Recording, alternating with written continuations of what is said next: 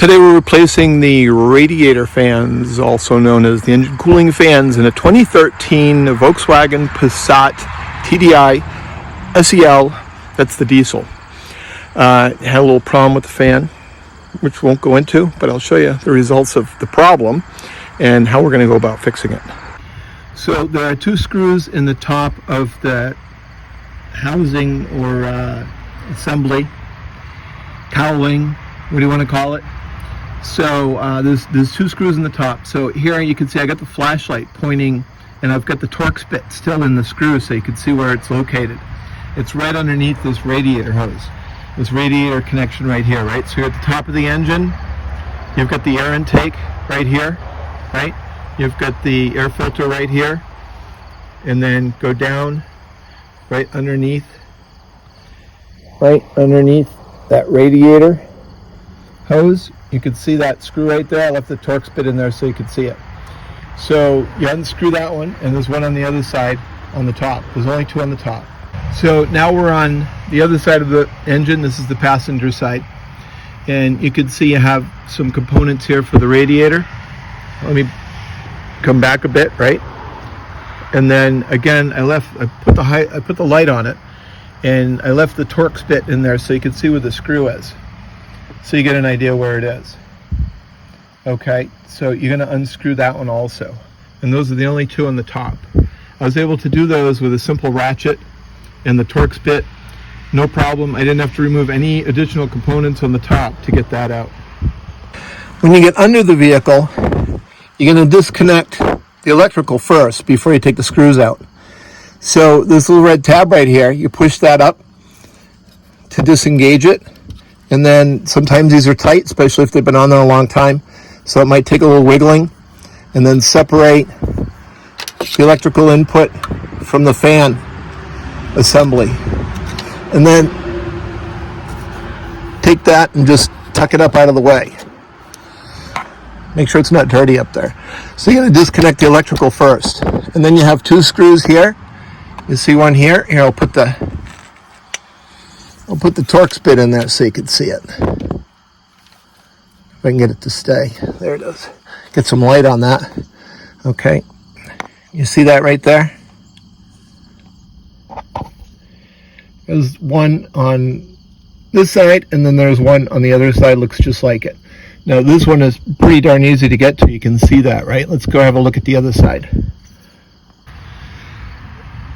So here on the other side, again, I left the Torx bit in there so you could see it. It's a little bit tight right there, but a really small ratchet and a really small socket fits over the top of that Torx bit. And you can get right in here and get that out. This is the bottom of the unit right here. And you're right next to some radiator hoses and stuff. But these four screws, and the whole thing is going to fall right out. So with all the screws out, this fan assembly is going to come right out all as one unit. I'm just going to grab that and wiggle it, and it just about falls on your head. So don't put your head under there. This whole thing comes down just like that and out. Just like that. Piece of cake. Here's the old fan assembly on the way out. And I have a replacement that replaces the whole thing. Let's see the problem. Let's see if we can find the problem here. What could be wrong with this fan? I'm not sure. You know what? Maybe it's this. Maybe this is the problem. I'm pretty sure that's it. So you could replace, if you wanted to, the one fan. You could buy one fan. It's 3 bolts. 3 bolts to take it out. The wires connect on the other side. You get a connection here. My guess is this is original equipment. The control module is in this fan, the bigger fan, and it's also more expensive. Thing is, there's 150,000+ miles on this vehicle. It's not a lot of trouble to take it out, but since I'm taking it out, why replace the one fan and then later have to take this out and do it? Gonna replace the fan, I might as well just do the whole thing. Let's put the new one in. Putting the new one in is just in reverse. I mean, it's no big deal. You know, when you get your new one, you're simply gonna, you know, line up your holes, slide it in correctly, you know, next to the radiator, put your screws back in. You're gonna reconnect your electrical once your screws are in, and basically that's it. So these screws take a little bit of wiggling around to get them back, you know, to get them in straight. So you gotta wiggle this thing around a little bit, get it lined up so you can get this in straight. This will cross thread really easily if you don't get it straight the first time. So you gotta make sure you get it started straight. So my recommendation is when you're doing the bottom screws, when you get the bottom in, because the bottom's going to be the hardest, you're trying to hold the assembly up while you get a screw in.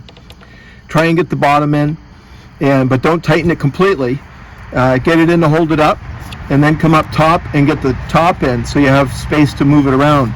You can wiggle it around if you need to. Then once you get the top in, and you can tighten the top down, and you can go down and tighten the bottom, and while you're down there at the bottom, you can put the electrical connection back together. That's about as easy as it can get for a fan assembly.